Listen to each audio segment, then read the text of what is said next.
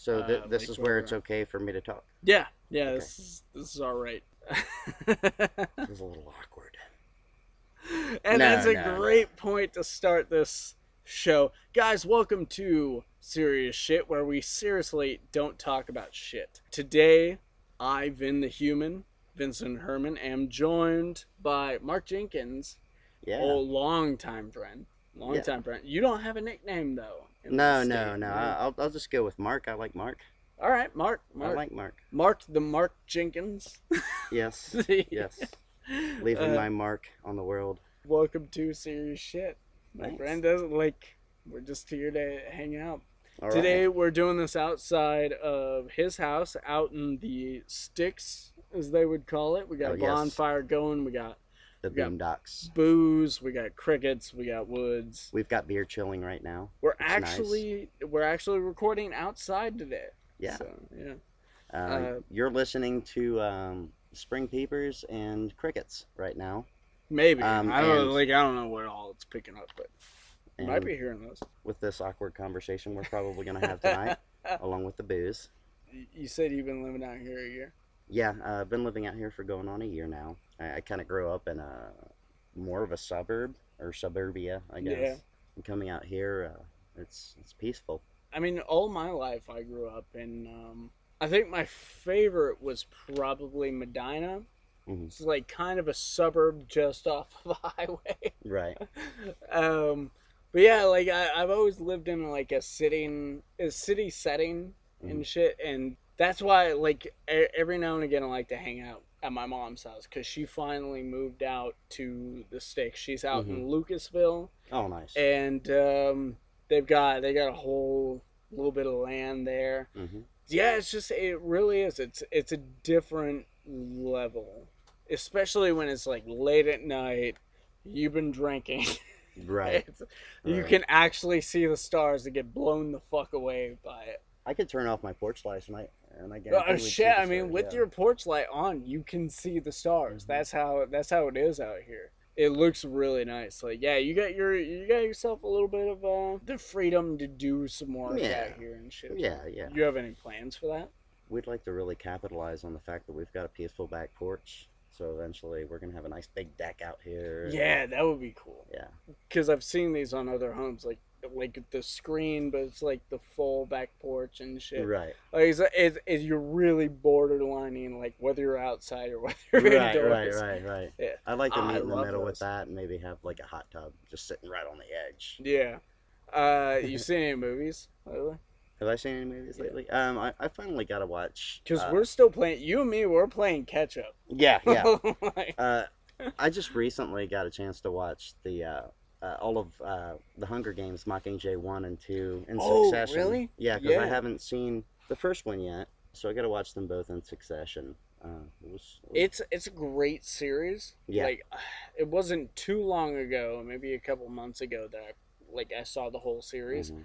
That last movie, the part 2, Mhm. it I'll warn you, it leaves a little bit to No, I be got a chance to desired. watch that one too. Okay, Yeah, all right, I got a yeah. chance. It leaves a little bit to be desired, but It does. ultimately, as like a whole, it's a cool franchise. It really is. More importantly, though, shit? Why can't I think of the actress's name? She's Jennifer Lawrence. Jennifer Lawrence. Yeah, J-Lo. Jennifer Lawrence. She's in a movie called The Silver Linings Playbook. Right, right. Have you seen that one? Yes, I have. That is a great movie for anyone who has bipolar.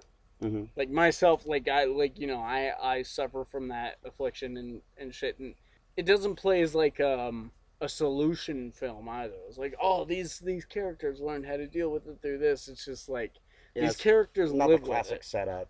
Or Yeah. classic format. Yeah, they live with it. Right. It's just a part of who they are, Mhm. and they found each other. It's the ultimate bipolar love story. That it is, Yeah, and that was Bradley Cooper. Bradley Cooper. Yeah, and it also had Robert De Niro. I can't remember who plays Bradley Cooper's mom, but I know she's a famous actress. She's been around a while. You can't live in this world without having at least one aspect of love for Robert De Niro. Right? You can't. Right? I mean, I have the ultimate collector's edition of Taxi Driver on Oh my Blu-ray. goodness. Yeah, It's really cool. Like, I love that movie. But yeah, one way or another, you come back to Robert De Niro. He's 6 degrees. I was about to say that 6 degrees of separation with De Niro. We brought that up on one of our other podcasts. I don't know if I've released them yet. A little behind the scenes for those listening. I kind of bank these, so like I pile them up. So I've got, as of right now, I've got 2 ready to release, and now I'm recording this one. So he has about 3 or 4 unreleased bowel movements as well. Well, that's just a personal choice. Oh, yeah. Oh, I wasn't supposed to talk about... I'm trying to regulate myself. I wasn't supposed to talk about I'm getting a little older. B footage. The bonus footage. The bonus footage. The special features for the DVD we're going to put out for this audio podcast. Yeah, we're going to put out a DVD for the podcast. It's going to be great. But yeah, in earlier episodes I brought up 6 degrees of separation. Yeah, and I think we played one for Sam Jackson. Did you really? Yeah, we were like 6 or 7 degrees for Sam Jackson. I'll be the first one to admit that I couldn't hang with a game like that. Like, right? No, that's what I said on the last one. Like, I was, I think I let Bob do one on his own. I helped out a little bit. But we brought it from Sam Jackson all the way back to Sam Jackson. It seems to be unbreakable for Sam Jackson. That's always like the turning Speaking of Unbreakable, that movie that just came out recently tied in Unbreakable. No, Split? Split, yeah. Yeah, I went ahead and I got access to the movie and I just skipped all the way to the end. So it was like, watch the fucking movie. Well, no, I still have the movie. I intend to watch the movie, especially now that I hear that because what it's supposed to be Unbreakable, then Split, then Glass, which is going to be the next one with Bruce Willis and all him that. Confronting the villain. It's supposed to be Split. somewhat of a trilogy, kind of. Okay. But I had to see that last part because what was said to me was, you gotta see Split. And everyone was so adamant about it, but they wouldn't say what it was. And I was like, that's the M. Night Shyamalan movie, fair, right? That's fair. And they're like, yeah. But like, you gotta see it all the way to the end. And they kept emphasizing the end. I was like, does Bruce Willis show up? Oh, and nobody would say anything. Yeah, I would like, I knew as soon as they like... Because nobody comes to me with a movie anymore. Nobody ever comes to me and is like, oh man, you gotta see this, you gotta see this. Like, if someone's coming to me with a movie and emphasizing a specific part of it, I know it's Bruce Willis. Well, we already took the segue too from Bruce Willis, so. Yeah. Oh, that's the cat. Like, what the fuck? Yes. Yeah, so we have some free-range cats out here. I knew it was Bruce Willis when people started telling me, especially Bob, when Bob started. They do a really good job with villain development. I really, really want to see this movie. I like James McAvoy. He's the Professor X from whenever the hell they want him to be Professor X. He does an amazing job. Yeah, I've heard good things about the film, like portraying each character. And with M. Night Shyamalan, it's been really missed. That was a spoiler. I hope I didn't. Oh, it wasn't. I'm glad that moment I kind of missed it. Yeah, whatever it was. Like, but I've got to go back and edit this shit. He's been pretty bad lately. M. Night Shyamalan. There was that movie Devil, and this is my ultimate example. Devil. I had it called from the first trailer. Keep in mind, there are 3 trailers. From the first fucking trailer of this film, I knew exactly what the twist was. I knew exactly who would play what roles. And and I went ahead and watched the film. Honestly, I'll never do this again. If it's an M. Night Shyamalan film and I feel so certain, because I was so confident that I had it pegged, and I was absolutely right. With Devil. The twist in this Shyamalan flick, I honestly think, is the bonus footage at the end. Or not the bonus footage, but the end credit footage. And not having seen the entire film, that's a pretty big, holy shit. Yeah. Okay. Because the entire time watching this Shyamalan flick, you're thinking, okay, where's the oh shit moment gonna happen? Yeah. And it's inevitable. You're gonna have it, and then the oh shit moment happened right there, smack you in the face, and said bye. Universal is going after the dark universe, surrounded by their monsters. They kicked it off with The Mummy recently. Bride of Frankenstein is supposed to be next. Everyone needs their universe, so I wouldn't be surprised, because Unbreakable does leave off on that note. Like, there's more places this story could go, but this is just the conclusion of this first realization part, this origin story. Right. And so, yeah, it doesn't. I'm not surprised that M. Night Shyamalan is like, hey, I've been writing some really crappy films lately. I might as well capitalize on the stuff I did right. I hope it turns out well, Glass, because Bruce Willis has been in this place where he's just taking the paycheck. But with Glass, Unbreakable was still around that time that he was really trying, and he was still kind of passionate. You could see that it was starting to die out for him. Yeah, Unbreakable was around that time. That was still a good job for him. So I hope that Glass is one of those movies that he takes seriously, he puts the effort into. I think it's something he's going to have to act on quickly, though. Not too quickly. I mean, it's already done. Like, it's happening. Yeah, it's in the works. I'll watch anything with him in it. But when I'm watching movies like Fire with Fire, I think he was like the fire captain, and he's like in like a whole maybe 5 minutes total of the film. If you took everything with him in it. Total 5 minutes of the film, but he's on the cover. Right. Like, he's done a lot of these, like, small part shitty movies that he doesn't care about. And I don't know if he's just trying to pay for alimony or if he's just trying to make a paycheck or what it is. And it sucks because I love the dude. I can't say I was watching Moonlighting back in the day, but eventually Moonlighting came into my world, and I love that show. Die Hard is one of my favorite movies ever, and this guy has such a comedic suave to him too. When it you can tell, or a grimace. Well, you can tell when he really loves what he's doing. Yeah, when he hosted SNL like a year or two back, like you could really tell that he was into that idea, because he never gets to do comedy. He's always like doing the action or the drama. He also plays blues too, doesn't he? Well, he loves to. He used to play blues back in the late 80s, early 90s under the name Bruno. And I don't know if you really expected people to be fooled or if it was just a joke, because there was Bruno the Kid, the animated movie. I think there was a sequel to that. There was the Return of Bruno live action movie they did. You can never find these anywhere either. Maybe on VHS, but I haven't seen them. And then he would tour and do jazz shows as Bruno. In fact, during the pilot of Moonlighting, I was watching the first episode with the audio commentary because I'm that nerd. Yeah. And I think it was Bruce Willis and the showrunner, I can't remember what his name is right now, but they were like, they didn't even know he could play harmonica. And there's a scene where Maddie's getting set up on the couch and he's off in his office, and you hear him playing Blue Moon, the Frank Sinatra dude, on his harmonica. And they didn't even know until he started doing that.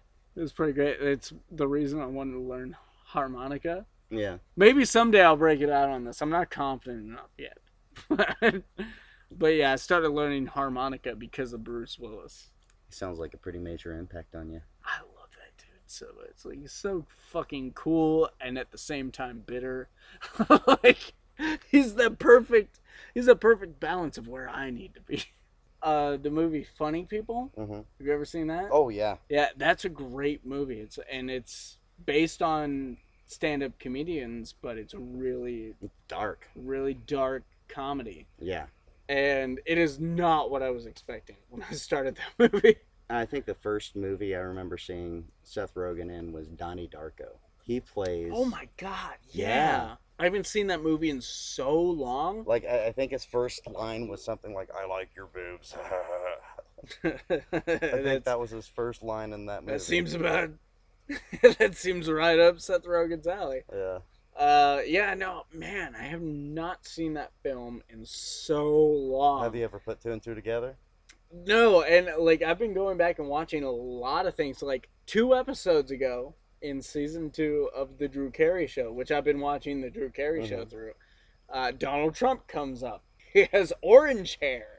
Like, it's a very different time. He had orange hair and white skin. Right, so, right. But no, Drew decides that he's like, he wants to live life and shit, and so they're out making a Buzz beer delivery. Let's go to New. He's like, take this on off ramp. He's like, we're going to New York. The Indians are playing the fucking whatever, and he's like, we're gonna go watch the ball game. And shit, they get stuck in traffic, and they end up getting into an argument and a fight. They run out of gas. Like, they try to pull into the next lane, and they run out of gas. So now they're cutting off 2 lanes of traffic. And he has to go sell beer to this one shop to get money for gas, to get someone to go get them gas. But before he can get someone to go get them gas, he gets the money, and then he gets stopped by a cop. And then the cop busts him for illegally selling alcohol without a license in the state of New York. It's this whole episode where he's trying to like act out, like make the most of life, but it keeps just shitting on him every step of the way. Yeah. Oh, and nobody knew how to fucking debut a new intro. Like, shows would change intros sometimes. It was rare, but Drew Carey made a fucking spectacle of it every time. They had that Moon Over Parma from the first season, and then they moved on to that up at the 5 a.m. just to keep a job. I gotta find my way through the hustle and bob. Like, this whole like thing, and they did a whole dance number for it. Like, and that's how they transitioned to that new song. Was that the head of that season? They did this huge dance number with the full song, and that's the way they did it with Cleveland Rocks. Yeah, that was like, the presidents of the United States. Yeah. And, I love them too. But it started out with this whole like he's tapping his fingers on the desk and he's waiting for the clock to change, and Mr. Wick is tapping his clock because everyone's about ready to leave, and he's like, nope, and everyone sits back down and they do their thing, and then the clock hits, and then he goes, all this energy calling me. Yeah.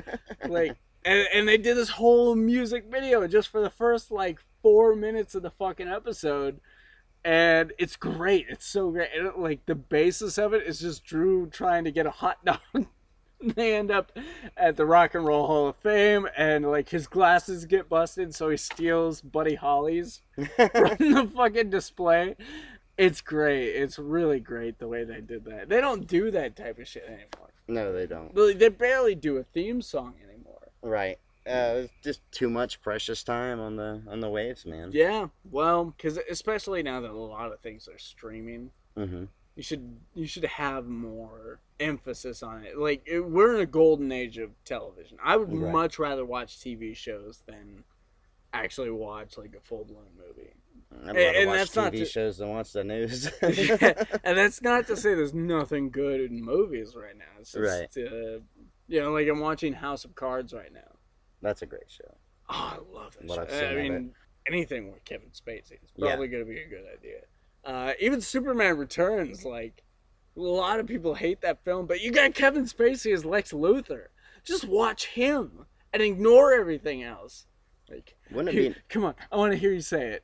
Superman will never... Wrong! That's Lex Luthor.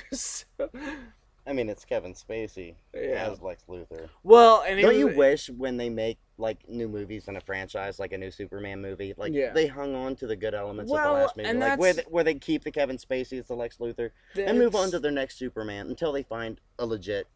That's what they were trying with Superman Returns, because Superman Returns is the 5th Superman movie in the Christopher Reeve series. Yeah, so it's a legit sequel, while it was meant to also reboot the franchise and stuff. Which is why you can see so much of Gene Hackman in Kevin Spacey's performance. Right. Is because they were trying to channel these characters. And even if you look at Brandon Routh, the way he acts, maybe not the looks, and Christopher Reeve was more stout than Brandon Routh, but he really does come off as a young Christopher Reeves, which is the bad way to go. Right. Only because, like, by this time we should have a much more adapted, experienced, older Superman. Right. By the 5th movie. Yeah. All in all, the movie is not terrible. It just suffers from horrible plot holes. The actors are good. The casting was pretty great. Especially but the writing with Kevin and the storyboarding was yeah, exactly. Like, Superman's not lifting that kryptonite island above the clouds.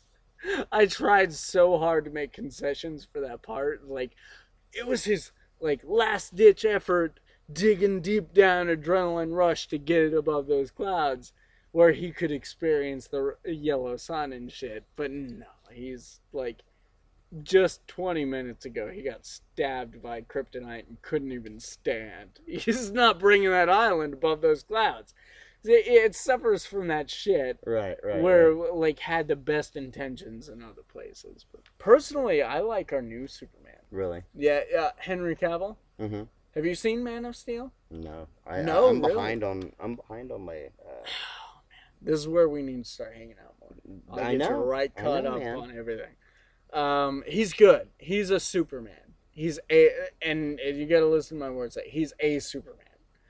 It's everything else surrounding him. Like, a lot of people shit on him, but I blame the production. Man of Steel is so much bleaker than any Superman movie should ever be. And if you look at behind the scenes pictures, his costume is bright, but they toned it down in the movie. And that's not Superman. Superman is hope. Yeah. He is, like, the thing that stands out amongst the darkness. That's what makes him the perfect contrast to Batman. Right. Which is why, like, their comic series together always worked. Like, Batman and Superman. They played that wrong, and I hope they fix that moving forward. Because it was the same thing in Batman vs. Superman. Like, it's a pretty bad movie. It's pretty hopeless. Like, it's a pretty hopeless, bad movie. It is exactly what I expected. I expected Lex Luthor to be terrible because it's Jesse Eisenberg. The fans wanted Michael Rosenbaum from the Smallville show. Right. Yeah. But they chose Jesse Eisenberg from the Social Network. Wonder Woman was great. I haven't gotten a chance to see Wonder Woman. Yeah. Wonder Woman is still in theaters. You don't have to have seen the other movies. I'd suggest you guys go check it out. Tuesdays at the Portsmouth Cinema is $5. All day. All day. Yeah, all day. I think I've got a date next week then. There you go. Yeah. Like, Wonder Woman was a really good... It's my favorite of these DC movies since they started making their own universe to try and compete with Marvel. Yeah, Wonder Woman's absolutely my favorite. It's not infallible. It's got some parts, but I can see me owning this someday, and I still haven't bought Batman vs. Superman. So I've seen Batman vs. Superman, though. I have seen it. Have you? Okay. You don't really have to see Man of Steel to know that, like, Batman's like, Man of Steel fucked shit up. Okay, well, I guess Man of Steel fucked shit up. Yeah, it really did. If you want to watch Man of Steel, it's just another Superman origin story mixed with a Superman murder story.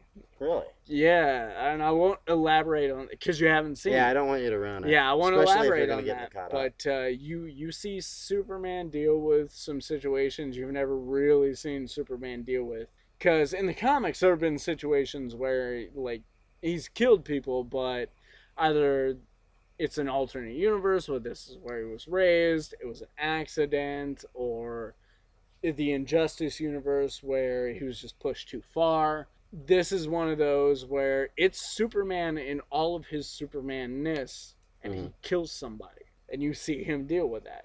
It's pretty cool. I like Man of Steel. A lot of people don't. I'm sinking into my seat. Oh shit! Here it goes. So you moved out here recently? So you've been reverse birthed by that chair. Yeah, no, I feel like I owe you a chair. No, you don't owe me a chair, dude. I'm the guy with the ass to the ground right now. It's just your bony butt. Shit. Probably what it is. Shit. I'm in good shape. Speaking of good shape, that's a good segue. Yeah. You've been doing CrossFit, right? Yeah. I'm still learning a lot. Proving pretty beneficial right now. You've been in there about a month already, and you were showing me pictures earlier. I mean, like, if it's just a month, yeah, there's a difference. Like, you're looking good. Once I hit 35, I realized, if I don't take charge of my health a little bit, yeah, I'm probably going to go downhill pretty quick at this age. Yeah. And like, I'm just coming up on 30. Mm-hmm. I'm already preparing for the fact that my body is not going to keep up the way that it used to. I mean, already and this was a thing in the Marine Corps, which you'll probably remember. They don't want you to just take one step at a time. Yeah, 2 steps at a time. That's the thing in the Marine Corps. Yeah. And even before that, in high school, that's what I was doing, was going up 2 steps at a time. Because I don't know, even if it's just the laziest reason, I've always been on to the next thing. Like, I don't want the journey to the next thing. I just want to get to the next thing. Yeah, even, it's always been 2 steps at a time for me. And nowadays, I'm starting to feel it. Like, it's not like when I was in high school or when I was in the Marine Corps. Now, when I take 2 steps at a time, I get to the top of those stairs, I'm winded. Oh, yeah. Like, I'm like, shit, that was an actual exercise I just did right now. Oh, shit. And I feel bad because we celebrated your 30th birthday out at Shawnee Lodge. Oh, my God, we did. We made all those jokes and shit. Now here I am suffering at the preamble to all those jokes. Well, how's it feel? Doesn't feel good. Doesn't feel great. Like, honestly, if I could live in any age forever, it'd be 25. Yeah, I was going to say somewhere between 23 and 25. Yeah. For me. I'd say 27 is about when I really, had the stupid bullshit figured out. Not that I have life figured out, but that I had the dumb shit. Yeah. Like, the shit that I really should have had figured out beforehand. That someone should have been preparing me for. Like, that was really around 27, but if I could capitalize on any age, it'd be 25. Oh, yeah. Yeah. But, for sure. Knowing that I'm trying to take charge of who I am right now, and I feel a little bit more wise than I used to be. Yeah. Well, you're not to blow up your spot here or anything, but you're almost 40, right? I'm 35. 35. Okay. Yep. I thought you were a little older. Yeah. Still, 35, man. I mean, right now, what I'm staring down practically is once both of my kids are grown. From this point, like I don't have any newborns or anything like that, not accounting for any that might happen, but right now I might actually get to try acting in my mid-40s. So that's what I'm staring down. I'm trying to accrue that knowledge and accrue that temperament to raising kids. And then once I'm 40, I'm like mid-40s, I'm just gonna fucking let it out. I'm gonna get that goddamn Corvette. Are you involved in theater and stuff like that, or not as much anymore? Now that I'm on the new schedule, I want to try. Again, it's all just extra to me. Yeah. It's not something that I'm doing to do because I want to be famous. I enjoy doing the podcast because it's an excuse to hang out with friends. I enjoy doing my YouTube videos because it's something I was already doing anyways. Yeah, it's really just a thing for me. And, I mean, the only reason we started doing these podcasts was because Bob... I wanted to do something with Sort of My Comics since the shop was no longer open. Bob wanted to start doing podcasts like these bullshitting podcasts. Yeah. So I kind of mixed the ideas. I was like, I went from a life of talking to people about comics to this, and now you want to start a podcast, and I want to start a podcast. So why don't we just talk about comics? And it evolved from there. Now we're doing Sort of My Podcast, which is the comic news podcast. We're doing Commoner's Commentary, which is us doing commentary tracks to full movies. And then this serious shit, which is seriously not about shit. We haven't really talked about too much shit. We've covered quite a bit of shit. Yeah, we've covered shit. How's CrossFit going for you? I heard a lot of stigma about it when I first. As you will. And you're gonna hear stigma associated with any kind of weightlifting or fitness. I decided to give it a go, and of course, with this kind of thing, they want you to go through a tutorial, if you will. Yeah. They want you to learn proper technique, and you still don't come out being perfect at everything, but they want you to learn basic technique and how not to injure yourself in their gym for their workouts. And so I just got through that, and I've already seen some pretty major changes that kind of add fuel to my fire. Yeah. Work is my gym. Yeah. I was saying this to you earlier. It keeps me in good shape. I'm doing all right, but it's good to know that there's actually something out there that works for everyone. Mm-hmm. That because I'm sure if I were to do CrossFit, I'd probably be a goddamn Adonis. Well, they've also got different programs in this CrossFit that I'm doing. Yeah. And they've got one that's called Men at Work, and it focuses on heavy blue collar labor kind of stuff. Yeah, the kind of stuff that you're doing. Yeah.